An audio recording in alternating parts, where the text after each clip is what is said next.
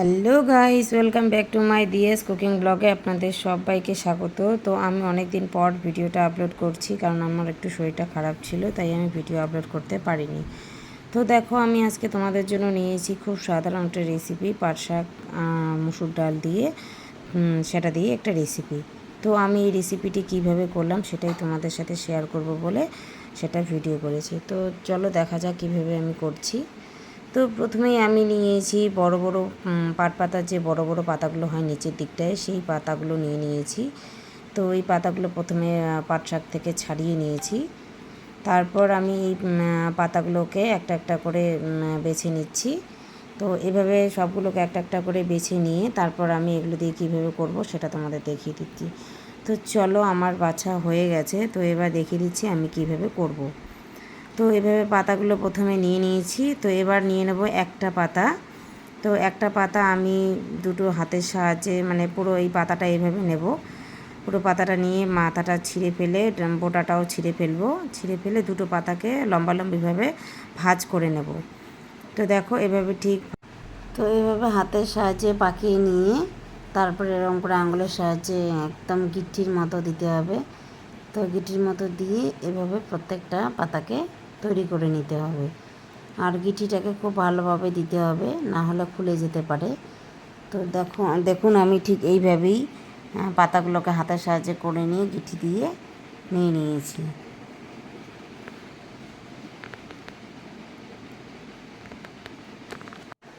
তো দেখো সবগুলো আমার হয়ে গেছে, কমপ্লিট করে নিয়েছি। তো দেখো এইভাবে গিটিগুলো দিয়ে দিয়েছি, ঠিক এইরকম হবে দেখতে। তো আমার সবগুলো হয়ে গেছে।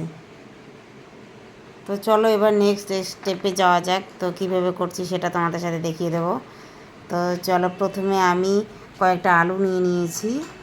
তো আলুগুলোকে ঠিক আমি এভাবে আলু ভাজার মতো করে কেটে নিয়েছি। আর এখানে নিয়েছি পেঁয়াজ, কাঁচা লঙ্কা, রসুন কুচি, আর নিয়েছি মুসুর ডাল আর পাট পাতাগুলো। তো চলো এবার হয়ে গেছে এগুলো করা। তো পাতাগুলোকে গিটি দিয়ে ধুয়ে নিয়ে নিয়েছি আমি।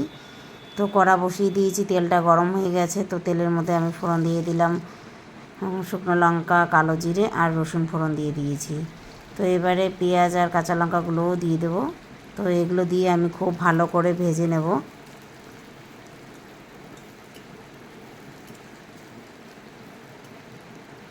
তো এইভাবে অনবরত পেঁয়াজগুলোকে নেড়ে চেড়ে দিতে হবে।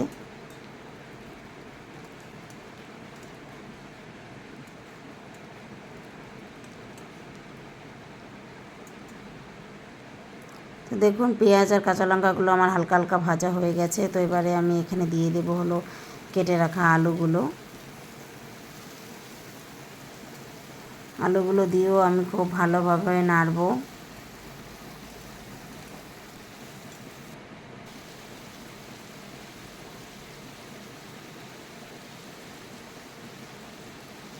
তো এবারে এখানে দিয়ে দিলাম হলো নুন, পরিমাণ মতো আপনারা যেরকম নুনটা খাবেন ঠিক সেরকম নুনটাই দেবেন। আর দিয়ে দিচ্ছি হলুদ গুঁড়ো 1 চামচ মতো।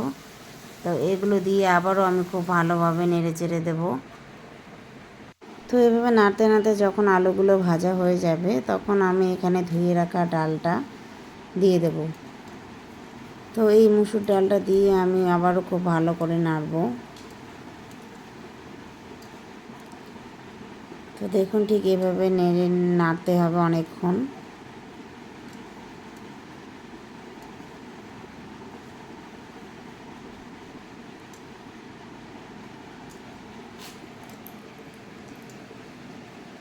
এভাবে কিছুক্ষণ নাড়িয়ে নিলে হালকা হালকা যে জল জল ভাবটা ছিল, ডালেও একটু হালকা জল ছিল, সেই জলটা শুকিয়ে নেবে, টেনে নেবে। তো তখন আমি এখানে অ্যাড করে দেব আরেকটু জল। তো যে জলটা দিয়ে আমার আলুটা আর ডালটা সেদ্ধ হবে, তো সেই পরিমাণ মতো একটুখানি জল দিয়ে দেব আমি 1 কাপ মতো। তো 1 কাপ মতো জল দিয়ে এবার আমি আলুটা আর ডালটা সেদ্ধ হওয়ার জন্য ঢাকা দিয়ে দেব 10 মিনিটের জন্য। তো চলো ঢাকাটা দিয়ে দিই, 10 মিনিট পরে ফিরে আসব। তো দেখুন বন্ধু, আমার 10 মিনিট হয়ে গেছে। তো 10 মিনিট পরে আমরা ফিরে আসলাম। তো দেখুন একদম একটা থকথকে ভাব হয়ে এসছে। তো দেখুন আলুগুলো আমার সিদ্ধ হয়ে গেছে।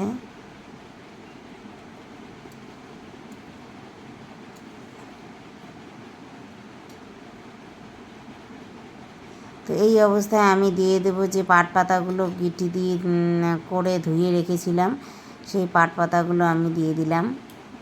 তো এগুলো দিয়েও আমি আবারও খুব ভালো করে নেড়ে ছেড়ে নেব।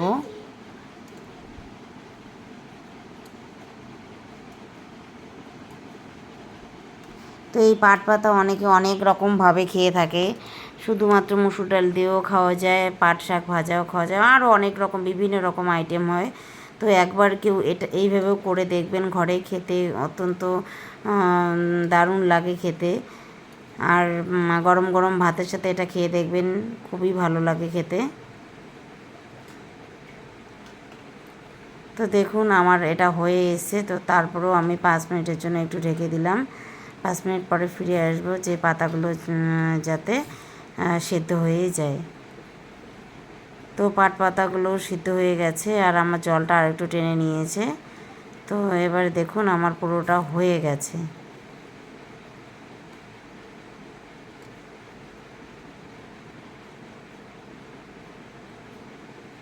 তো এবার আমি গ্যাসটা অফ করে দিলাম। তো দেখুন আমি রেসিপিটা নামিয়ে নিয়েছি। তো পাট পাতা, আলু আর মুসুর ডাল দিয়ে যে এই রেসিপিটা করেছি, অত্যন্ত খেতে ভালো।